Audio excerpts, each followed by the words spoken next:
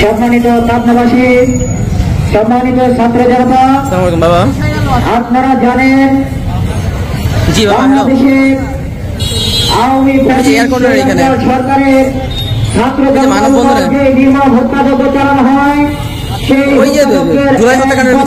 পূর্ণ হওয়ার পরেও এখন পর্যন্ত কোন প্রকার দাবি আসামিকে গ্রেপ্তার হতে আমরা দেখি নাই। যাদেরকে গ্রেপ্তার করা হয়েছে তাদেরকে বিভিন্ন জায়গা থেকে ছাত্র জনতায় আটক করে প্রশাসনের হাতে তুলে দিয়েছে।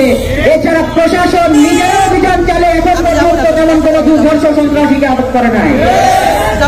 আমরা দেখেছি 2024-এর 4ই আগস্ট আওয়ামী ফ্যাসিস্ট সরকারের সেই সন্ত্রাসীরা পাবনা শহরের এই আব্দুল হামিদ রোডে যেই সকল অস্ত্রের ঝনঝনানি দেখিয়েছিল, আমরা প্রশাসনের কাছে জানতে চাই সেই সকল অস্ত্র কোথায়? 1 বছর পার হওয়ার পরেও আপনারা এখন পর্যন্ত কোন অস্ত্র উদ্ধার করতে পারেন নাই। 1টা বছর পার হওয়ার পরেও আপনারা দাগি কোন সন্ত্রাসীকে গ্রেপ্তার করতে পারেন নাই। 1টা বছর পার হওয়ার পরেও আপনারা এই সন্ত্রাসীদেরকে আটকে স্পেশাল কোন অভিযান আমরা পরিচালনা হতে দেখি নাই।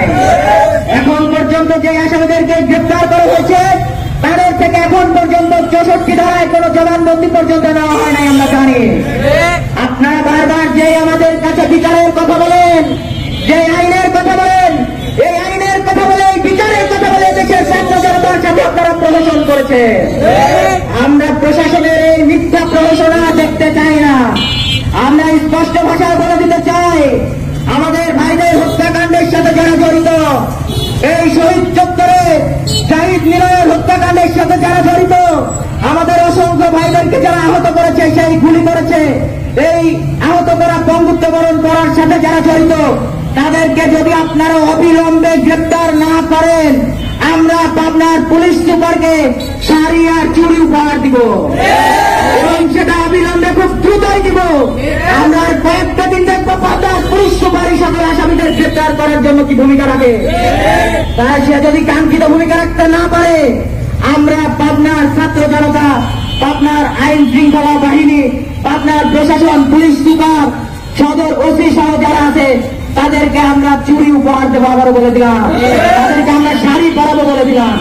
সম্মানিত উপস্থিতি, আমরা স্পষ্ট করে বলে দিতে চাই, এই হত্যাকাণ্ডের সাথে যারা জড়িত, যারা আমাদের ভাইদেরকে হত্যা করেছে, তাদের পাবনার মাটিতে কোন প্রকার জায়গা হবে না।